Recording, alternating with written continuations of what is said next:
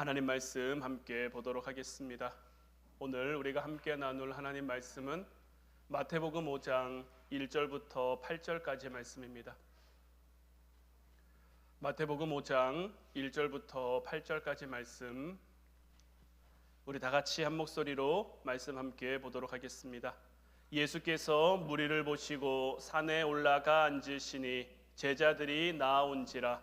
입을 열어 가르쳐 이르시되 심령이 가난한 자는 복이 있나니 천국이 그들의 것이며, 애통하는 자는 복이 있나니 그들이 위로를 받을 것이며, 온유한 자는 복이 있나니 그들이 땅을 기업으로 받을 것이며, 의에 줄이고 목마른 자는 복이 있나니 그들이 배부를 것이며, 긍휼히 여기는 자는 복이 있나니 그들이 긍휼히 여김을 받을 것이며, 마음이 청결한 자는 복이 있나니 그들이 하나님을 볼 것이며.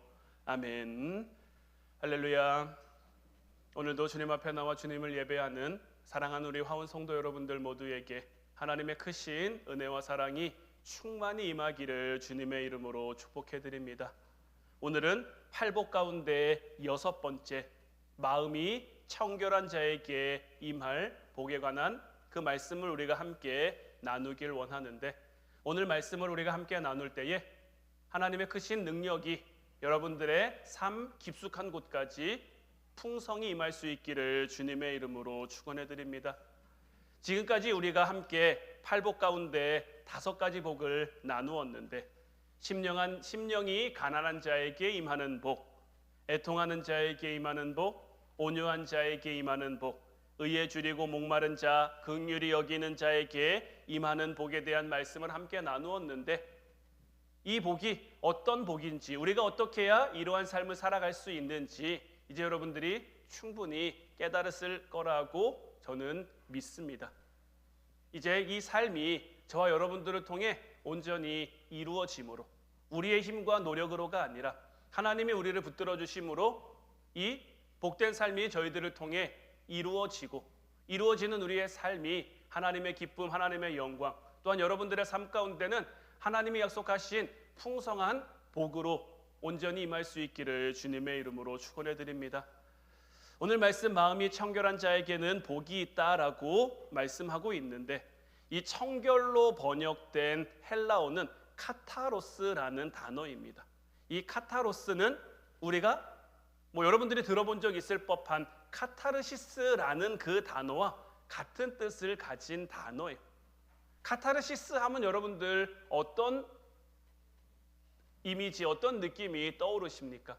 우리가 뭔가를 막 누리는 그런 거라고 우리가 알고 있는데, 사실 이 카타르시스, 이 카타로스라는 단어는 정서가 순환된다라는 뜻입니다. 마음이 전환된다라는, 그러니까 내가 어떤 마음을 갖고 있던 거에서 다른 마음으로 이렇게 전환되는 것을 통해서 우리가 카타르시스를 느낀다라고 표현을 하는 건데, 그래서 이 단어가 원래 가지고 있는 의미는 뭐냐면 우리의 마음이 깨끗해진다는 것, 우리 마음이 정화된다라는 것.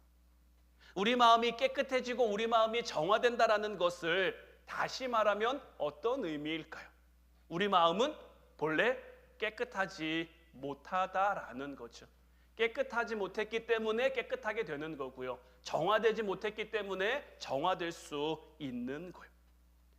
성경도 그래서 예레미야 17장 9절 말씀 보면 만물보다 거짓되고 심히 부패한 것은 마음이다 라고 이야기하고 있고요, 마태복음 15장 18절부터 20절까지 말씀을 통해 예수님도 입에서 나오는 것들은 마음에서 나오나니 이것이야말로 사람을 더럽게 하느니라. 마음에서 나오는 것은 악한 생각과 살인과 간음과 음란과 도둑질과 거짓 증언과 비방이니 이런 것들이 사람을 더럽게 하는 것이요, 씻지 않은 손으로 먹는 것은 사람을 더럽게 하지 못하느니라.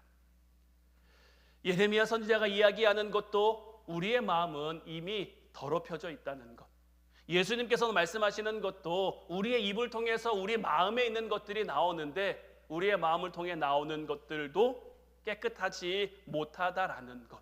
그래서 우리에게는 깨끗해진 마음, 정화된 마음이 필요한 거예요. 그리고 이 청결이라는 이 단어를 또 다른 각도에서 보자면 섞이지 않은 마음이다라고 볼 수도 있습니다. 우리 마음이 나누어지면요, 우리의 마음이 부산해지고, 그러면 우리의 마음이 쉽게 흐트러지고 거기에는 부패가 싹틀 수밖에 없는 거예요.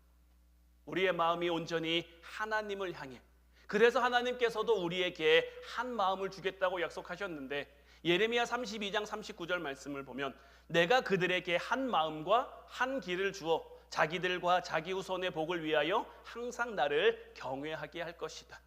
그러니까 지금 이스라엘 백성들과 그 후손들의 복된 삶을 위해서 하나님을 경외하도록, 하나님을 경외하는 것이 모든 지식의 근본이자 모든 은혜의 근본이자 모든 축복의 근본인데, 하나님을 경외하는 삶을 살기 위해서는 우리에게 한 마음이 필요한 거예요. 여러 갈래로 나뉘어진 마음으로는 하나님을 온전하게 경외할 수 없는 거예요. 그래서 시편 119편 2절 말씀을 통해서도 여호와의 증거들을 지키고 전심으로 여호와를 구하는 자는 복이 있다라고 말씀하고 있는 거예요. 나누어지지 않는 마음으로, 온전한 마음으로, 전심으로 거룩한 목적, 그리고 거룩한 그 존재 되신 하나님을 향해 우리의 마음을 다 드릴 수 있다면 이것이 얼마나 귀한 마음이겠으며, 오늘 우리가 함께 나누길 원하는 이 마음이 청결한 자 역시 같은 맥락인 거예요. 우리의 마음이 청결해진다라는 것, 우리의 마음이 깨끗해진다라는 것은 우리의 마음이 여러 개로 나뉘어지지 않는 거고, 우리의 전심으로 하나님을 찾고 구하는 거예요. 마음이 청결한 자는 그렇게 복이 있는 거고, 그러면 그들이 하나님을 보게 되는 복을 받게 되는데, 지난 긍휼히 여기는 자의 복과 마찬가지로 여기도 그들이 어떻게 될 것이다라고 이야기를 하고 있죠. 지난 시간에는 긍휼히 여기는 그들만이 하나님의 긍휼히 여김을 받을 수 있다라고 이야기했던 것처럼, 오늘 말씀에서도 그들만이, 마음이 청결한 그들만이 하나님을 볼 수 있다라는 거예요. 그러면 이 청결한 마음이 왜 중요하냐? 이 청결한 마음은 마지막 날에 우리가 주님 앞에 그 주님을 만날 그 준비를 갖춰주기 때문인 거예요. 히브리서 12장 14절 말씀을 보면 모든 사람과 더불어 화평함과 거룩함을 따르라. 이것이 없이는 아무도 주를 보지 못하리라. 그러니까 오늘 말씀과 비슷한, 마음이 청결한 자도 하나님을 볼 것이다라고 이야기하고 있는데, 여기서도 주님을 보는 그 말씀인 거죠. 모든 사람과 더불어 화평함과 거룩함을 따르지 못하면, 화평함과 거룩함이 없으면 주님을 보지 못한다라고 이야기를 하고 있죠. 우리는 어느 날 하나님이 우리에게 허락된 그 시간이 다하고 나면 주님 앞에 서야 합니다. 내 삶의 주인이시고 모든 역사의 심판자이신 주님 앞에 우리가 서야 할 텐데, 우리 주님은 거룩하신 분이고 절대적으로 거룩하신 그 주님 앞에 우리가 서게 된다라는 것, 그 주님과 마주하게 된다라는 것은 사실 우리에게 굉장히 두려운 일입니다. 오늘날은 하나님의 이름을 부르는 것이 아무렇지도 않은 그런 시대이지만, 구약 시대만 해도요, 하나님의 이름을 함부로 부를 수가 없었어요. 그래서 성경을 필사할 때도 하나님의 이름, 여호와의 이름을 적어야 되는 그런 것이 나오면 펜을 내려놓고 몸을 씻고 몸을 정결하게 하고, 그리고 아도나이 하면서 그것을 적었단 말이에요. 하나님을 억지로 보려다가 죽임을 당한 그러한 사건들도 있고요. 그런데 그런 하나님 앞에 우리가 어느 날 서야 된단 말이에요. 그분 앞에 우리가 서려면, 그분 앞에 부끄럼 없이 서려면 우리에게 무엇보다 중요한 것이 뭐냐? 거룩인 거예요. 베드로전서 1장 15절 16절 말씀처럼 오직 너희를 부르신 거룩한 이처럼 너희도 모든 행실에 거룩한 자가 되라. 기록되었으되 내가 거룩하니 너희도 거룩할지어다 하셨느니라. 죄라고 하는 것은 하나님과 우리 사이를 단절시키죠. 그리고 회개라고 하는 것은 이 단절됨을 다시 이어주는 거죠. 회개는 예수 그리스도의 십자가를 통해야 됩니다. 예수님이 이 땅에 오셨고 그 십자가로 말미암아 하나님과 우리 사이에 막힌 담을 헐어주셨고 우리와 하나님 사이에 연결된 길과 통로가 되어주셨기 때문에 우리는 예수님을 통해 하나님께 나아갈 수 있는데, 이렇게 예수님을 통해 하나님께 나아가는 그 과정이 회개인 겁니다. 늘 말씀드리죠. 회개는 잘못했습니다가 아니라 내가 온전히 하나님을 바라보는 거라고. 나침반을 보면 나침반의 빨간색 그 바늘은 항상 북쪽을 가리키죠. 마찬가지로 예수님의 십자가는 항상 하나님을 가리키고 있고, 그 예수님의 십자가를 통해야만 우리가 지금 사순절 절기를 보내고 있는데, 사순절 절기를 통해서 우리가 예수님의 십자가를 바라보자, 예수님의 십자가를 묵상하자, 이렇게 여러분들에게 권면드리고 말씀드리는 이유는 다른 게 아닙니다. 예수님의 십자가가 아니고서는 우리가 하나님 앞에 나아갈 수 없기 때문에, 예수님이 왜 이 땅에 오셨는지, 예수님이 왜 우리를 위해, 왜 나를 위해 그 모진 고난과 순환과 희생을 하셨는지를 돌이키면서 하나님과의 온전한 교제를 누리자 하는 데 있는 거죠. 내가 그 거룩하신 하나님과 온전한 교제를 이룰 수 있다면, 그래서 주님을 닮아갈 수 있다면 이것이 얼마나 우리에게 귀한 일이겠으며, 여러분들은 이 귀한 주님과의 닮아가는 그 시간을 얼마나 소망하고 얼마나 열망하고 계시냐라는 거죠. 이건 우리에게 굉장히 중요한 문제입니다. 우리가 거룩하신 주님을 사모하며 마침내 그 거룩하신 주님 앞에 우리가 주님을 닮은 존재로 설 수 있다면 얼마나 좋겠습니까? 주님께서 이 거룩한 열망을, 이 거룩한 갈망을 여러분들 마음 가운데 부어주시기를 주님의 이름으로 축원해 드립니다. 말씀드리는 것처럼 우리가 청결한 마음을 가져야 되는데, 그럼 우리가 어떻게 청결한 마음을 가질 수 있냐? 소극적인 측면에서 보자면 도덕적인 결단이나 윤리적인 결단을 가지고는 이 청결한 마음을 이룰 수가 없습니다. 우리가 청결한 마음을 갖는다라는 것은 단순히 윤리적으로 결단하거나 도덕적으로 결단하거나 내가 착하게 살아야지, 내가 바르게 살아야지, 내가 올바르게 살아야지, 이런 결심만 가지고는 이룰 수가 없는 거예요. 청결이라는 단어에 가장 익숙해져 있는 대표적인 사람들이 바로 예수님 당시의 유대인들일 거예요. 그러니까 지금 이 예수님께서 팔복의 말씀을 전하실 때도 이 예수님 앞에서 말씀을 듣고 있는 제자들, 무리들, 그리고 바리새인들이나, 그러니까 이 사람들은요, 무엇보다 그 시대 가운데 청결이라는 단어에 익숙해져 있었단 말이에요. 레위기를 보면 하나님이 그들에게 주신 율법의 말씀이 있는데, 율법을 보면 어떻습니까? 먹어야 될 음식과 먹지 말아야 될 음식이 구별되고 있죠. 내가 만질 수 있는 것과 만질 수 없는 것들도 구별되고 있고요, 내가 해야 할 일과 하지 말아야 할 일들도 구별하고 있단 말이에요. 그러니까 이 모든 것들이 무엇입니까? 정결한 삶을 살기 위해, 청결한 삶을 살기 위해 하나님께서 그들에게 주신 것이고, 그러니까 이 유대인들은요, 여기서도 모자라 이 하나님이 주신 율법의 말씀들을 가지고 여러 가지 자기들만의 규례와 전통들을 만들었단 말이에요. 그것이 얼마나 많은지 몰라요. 앞서 예수님이 우리 입에서 나오는 게 더러운 거다라고 말씀하실 때 그 말씀이 일어난 배경도 보면 어떻습니까? 제자들이 음식을 먹는데 손을 씻지 않고 먹었단 말이에요. 그러니까 바리새인들이 와가지고 예수님께 그것을 따져 묻는 거죠.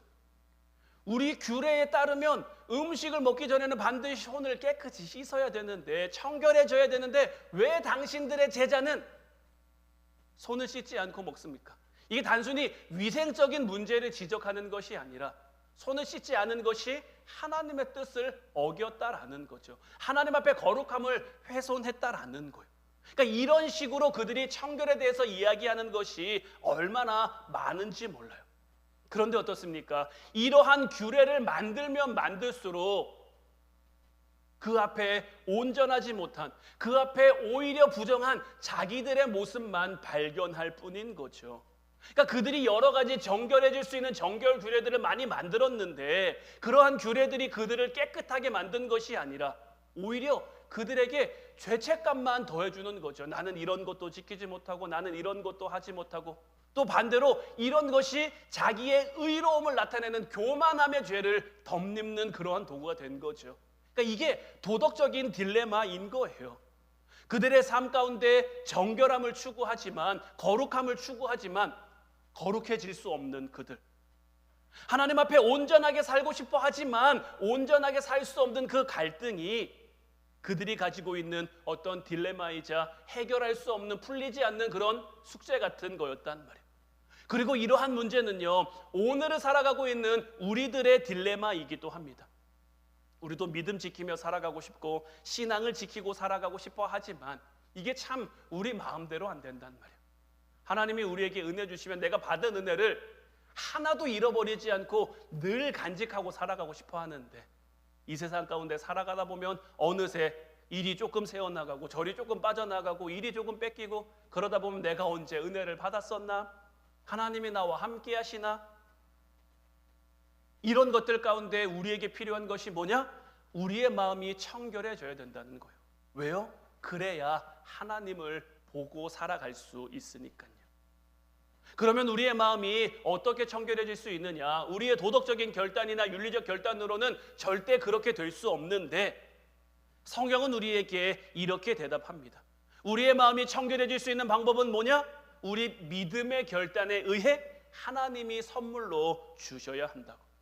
내가 믿음으로 주님 앞에 서서 주님을 의지할 때 위로부터 하나님께서 우리에게 정결한 마음, 거룩한 마음, 청결한 마음을 선물로 주시는 거예요. 에스겔 36장 26절 말씀을 보면, 또 새 영을 너희 속에 두고 새 마음을 너희에게 주되 너희 육신에서 굳은 마음을 제거하고 부드러운 마음을 줄 것이다. 하나님께서 위로부터 새 마음을 우리에게 주시겠다라고 말씀하고 있는 거예요. 어떻게 우리에게 주어집니까? 우리 스스로는 거룩해질 수 없다는, 정결해질 수 없다는, 청결해질 수 없다라는 우리의 부정을 먼저는 인식하고, 우리의 삶의 도덕적 결핍을 하나님 앞에 나와 인정하고 살아계신 그 하나님 앞에 서는 순간 비로소 예수 그리스도의 십자가가 우리에게 영광스럽게 다가오는 것. 내가 뭔가를 하려고 하는 순간, 내가 뭔가를 이루려고 하는 순간, 내가 뭔가 스스로 해낼 수 있다라고 말하는 순간 십자가는 우리에게서 멀어질 수밖에 없는 거예요. 우리가 우리의 약함과 우리의 부족함을 인정하고 전심으로 주님 앞에 서면 예수 그리스도의 십자가를 통해 하나님이 주시는 그 거룩함과 정결함과 청결함이 우리에게 임하는 거예요. 그러면 어떻게 되느냐? 고린도후서 5장 17절 말씀처럼, 그런즉 누구든지 그리스도 안에 있으면 새로운 피조물이라, 이전 것은 지나갔으니 보라 새 것이 되었도다. 금요 기도회 시간에도 말씀드렸습니다마는 우리가 깨끗해지는 것은, 우리가 새롭게 되는 것은 그리스도 안에 있으면 되는 겁니다. 내가 뭔가를 억지로 하려고 하지 않아도, 내가 뭔가를 억지로 이루려고 하지 않아도 주님 안에 있으면 주님이 우리를 통해 이루어 가시는 거예요. 하나님이 우리에게 힘이 필요하시면 힘을, 능력이 필요하시면 능력을, 어떤 은사가 필요하시면 은사를 주어서 우리를 그렇게 새 것으로 만들어 가시는 거예요. 근데 우리가 새 것이 되려면 어떻게 해야 됩니까? 반드시 이전 것은 지나가야 되는 거예요. 내가 이전 것도 붙잡고 있으면서, 우리가 지난 금요 기도 시간에 이 말씀을 함께 나누면서는 아담과 예수 그리스도를 비교했죠. 아담으로 비롯된 것을 우리가 붙잡고 있으면 예수 그리스도로 비롯된 새로운 생명, 새로운 삶을 살아갈 수가 없는 거예요. 예수 그리스도를 통해 이전 것은 지나갔어요. 지나간 것은 지나간 것으로 그냥 흘려보내야 됩니다. 내가 그것에 미련을 가지고 그것을 억지로 붙잡고자 하면 나는 절대 새 것이 될 수 없는 거고, 우리의 허물과 죄를 담당하시고 2000년 전 십자가를 지심으로 말미암아 그 십자가 위에서 보배로운 피를 우리를 위해 흘리신 그분의 피로 말미암아 오늘도 우리는 죄에서 해방되는 거며, 그렇게 우리의 마음에 새로운 마음이 부어져 그 새로운 마음을 가지고 새로운 삶을, 새로운 길을 걸을 수 있도록 하나님이 이끌어 주시고 인도해 주시는 거죠. 영국에 윌리엄 카우퍼라는 변호사가 있었습니다. 굉장히 유능한 사람이었어요. 10대 때 이미 변호사가 된 사람으로 완전히 출세 가도를 달리고 있던 그런 사람이었어요. 어느 날 그는 그 영국 의사당 앞에서 굉장히 중요한 일을 입증해야 하는 막대한 임무를 맡았는데, 그러니까 이게 이 윌리엄 카우퍼에게 너무 스트레스가 된 거예요. 너무 중압감으로 다가온 거죠. 그러다 보니까 그 중압감을 이기지 못하고 발표하는 도중에 쓰러집니다. 그리고는 머리에 문제가 생겨서 정신착란을 일으키고 이 머릿속에 자꾸만 나는 더럽혀진 존재다, 나는 쓸모없는 존재다, 이런 생각들이 머릿속에 끊임없이 드는 거죠. 그러다 보니까 자살 충동도 굉장히 많이 느껴져서 자살 시도도 여러 번 하게 됩니다. 다행히 주변에 이 변호사를 긍휼히 여긴 그리스도인들이 많았고, 그에게 찾아와 그에게 하나님의 사랑을 전하며 그에게 하나님의 복음을 전해줬단 말이에요. 끈질긴 그리스도인들의 도움을 통해서 그는 이 정신착란에서 자살 충동에서 벗어나게 됐는데, 여기까지 걸린 시간이 10년이었습니다. 10년이라는 시간 동안 굉장히 피폐한 삶을 살게 된 거죠. 근데 이 사람이 이 정신착란과 자살 충동에서 벗어나게 된 그 계기가 되는 결정적인 말씀이 있었는데, 그 말씀이 어떤 거였냐? 스가랴 13장 1절 말씀이었어요. 그날의 죄와 더러움을 씻는 셈이 다윗의 족속과 예루살렘 주민을 위하여 열리리라. 그날의 죄와 더러움을 씻는 셈이 열리리라라고 했는데, 이 셈이 뭘까? 이 말씀을 묵상하고 또 묵상하고 또 묵상하다가 예수 그리스도의 십자가, 거기서 나를 위해 흘려주신 예수님의 보혈, 그 보혈이 내 더러움을 씻는구나, 내 추함을 씻는구나, 나의 모자람을 씻는구나, 이것을 깨닫게 된 거예요. 그리고 그 순간 그를 괴롭히고 있던 모든 그 세상적인 속박과 어떤 억압과 그를 힘들게 한 모든 문제로부터 해방될 수 있었어요. 정죄는 지나가고 새로운 마음이 그에게 임한 거죠. 그는 주님을 찬양하기 시작했는데, 이 윌리엄 카우퍼의 이렇게 해서 만들어진 찬양이 뭐냐면, 우리가 잘 아는 찬송가 샘물과 같은 보혈은 인 거예요. 이 찬송가의 가사를 일부 보면, 샘물과 같은 보혈은 주님의 피로다. 보혈의 죄를 씻으면 정하게 되겠네. 저 도적 회개하고서 보혈에 씻었네. 저 도적 같은 이 몸도 죄 씻기 원하네. 날 정케 하신 피 보니 그 사랑 한없네. 살 동안 받는 사랑을 늘 찬송하겠네. 주님께서 동일한 그 정결의 마음을, 주님께서 동일한 이 거룩한 마음을 저와 여러분들 모두에게도 부어주시기를 주님의 이름으로 축원해 드립니다. 그리고 이 마음을 이제 우리도 열망하며 살아갈 수 있기를 주님의 이름으로 축원해 드립니다. 주님께서는 지금도 우리와 마주하고 계세요. 주님은 지금도 우리와 함께하고 계세요. 우리가 느끼든 느끼지 못하든, 우리가 깨닫든 깨닫지 못하든, 주님은 지금 이 순간에도 우리와 함께하고 계시는데, 이제 우리도 그 주님을 바라보며 살아가려면, 그 주님의 함께하심을 온전히 누리며 그것을 통해 살아가려면 우리의 마음이 거룩해져야 되는 거예요. 우리의 마음이 깨끗해져야 되는 거예요. 그런데 이 깨끗한 마음은 우리가 깨끗하게 살아야지, 우리가 열심히 살아야지, 노력해서 살아야지, 이렇게 한다고 이루어지는 것이 아니라, 날마다 온전히 주님을 바라보며 주님 앞에 우리의 온 마음을 전심으로 주님을 찾고 구할 때 주님께서 우리를 통해, 여러분들을 통해 이루어 가시는 거예요. 주님께서 여러분들을 통해 이루어 가실 그 거룩을, 그 거룩의 역사를 이제 누리며 살아가는 여러분들 되시기를 주님의 이름으로 축원해 드립니다. 그리고 어느 날 이제 우리가 주님 앞에 서게 되겠죠. 각자 그 때와 시기는 다를 수 있겠지만, 주님이 오셔서 주님을 만날지 아니면 주님이 우리를 불러서 주님 앞에 서게 될지 우리는 다 알지 못하지만, 그 주님 앞에 서는 그날 부끄럼 없이 담대히 주님을 맞이할 수 있는, 주님 앞에 설 날을 그렇기에 오히려 더 기대하며 소망하며 하루하루 우리에게 맡겨진 삶을 주님 뜻대로 살아갈 수 있는 저와 여러분들 모두가 될 수 있기를 주님의 이름으로 축원해 드립니다. 기도하겠습니다.